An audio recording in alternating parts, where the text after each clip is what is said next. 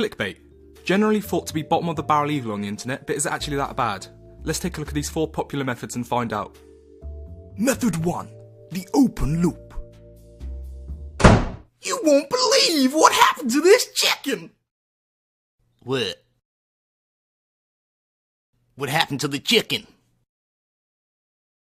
What happened to the fucking chicken? With the constant expansion of internet content, it has resulted in more and more competition for people to grab the most eyeballs. One of the most effective ways to do this is through the title or headline of the content. Titles such as, "You won't believe. This will blow your mind. You're doing ... wrong. He never expected this to happen to him next." These are all common examples of open loop titles that prey on people's curiosity. If you were to close the loop in the title, then immediately people are less curious, resulting in less people clicking on that content. Although there's no evil in trying to get people to click your content, the main problem with these titles is that they never really live up to what you're expecting. Will I really not believe that Miley Cyrus got a tattoo on her ass? Is that going to blow my mind? Method 2. Titties. This is arguably the unfairest business tactic of them all, but unfortunately it's probably the most effective. The internet is full of horny teenagers, and there is so much of a glimpse of cleavage on the screen, like a strong magnet to the eyes, that you can't help but... No. No. And you click it, only to find out that it's some goon talking about his unboxing of the latest video game. Hey guys, I got a new game today.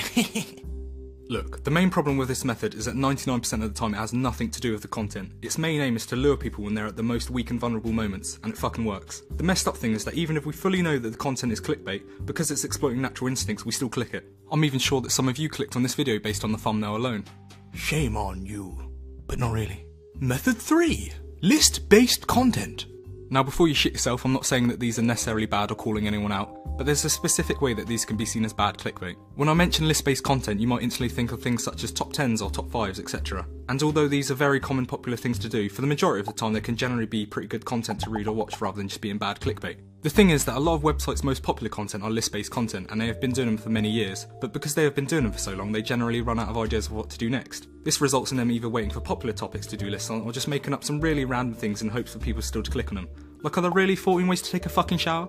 With the ever-growing short attention span of the internet, people are less likely to click on detailed articles or videos that might go into specifics about a subject with high-value content. But with list-based content, you generally know what you're getting into. Short, snappy bullet points that doesn't require you to think too much. Think about it. What sounds easier for your mind to process? A title of an article that says, disgusting foods, or a title that says, 6 disgusting foods. Combine that with method 1 and boom, clickbait title. There's also another valuable reason for websites to do list-based content, but let's not get into that.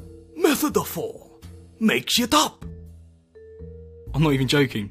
This is actually a thing. There are tons of videos and articles out there that completely make things up, and it's fucking hilarious. And I'm not talking about speculation type stuff, that's something different, but there are certain provocative headlines and thumbnails designed purely to create a large emotional response from people. There are even some popular websites that purposely post fictional news and events, and because they create those strong emotional reactions such as anger, sadness, shock, etc., people will still click on them and share them around without even knowing that the content was 100% made up.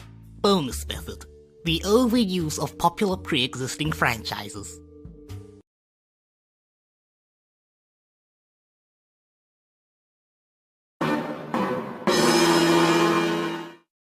But I like Pokemon. Conclusion! The question remains, is clickbait bad? And the answer is, sort of? Not really, it depends. The obvious truth is that clickbait works, really well. But what separates effective marketing and bad clickbait? For me personally, it comes down to 2 main points. Firstly, is the content that you clicked on misleading? Are you being tricked? Like I said before, there's no evil in trying to get people to view your content, but if the methods used have nothing to do with what the person is expecting, then it's obviously clickbait. The second point is based on the quality of the content and whether or not there is much effort put into it. If a person clicks on a piece of content that uses effective marketing, but it leads to shit content, then it results in them having a shit browsing experience. But if a person clicks on content that uses effective marketing and it leads to good content, then it results in the person having a good browsing experience, which is a win-win. This is the main reason why popular websites have slowly over time tried to reduce or get rid of clickbait content. They also want people to have a positive browsing experience on their site as well as maximising traffic.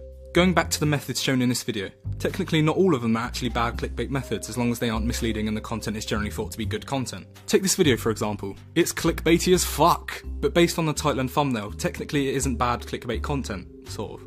There was no intention to mislead anyone and hopefully you roughly got what you were expecting. I also put in the effort and research to try and make this video good content, but whether I achieve that or not is up to you. But if you did like this video, then maybe you might consider subscribing. This is my first time trying to do this style of video and I've got a few more ranty type videos planned for the future, but tell me what you think. Bye! You won't believe what happened to this chicken!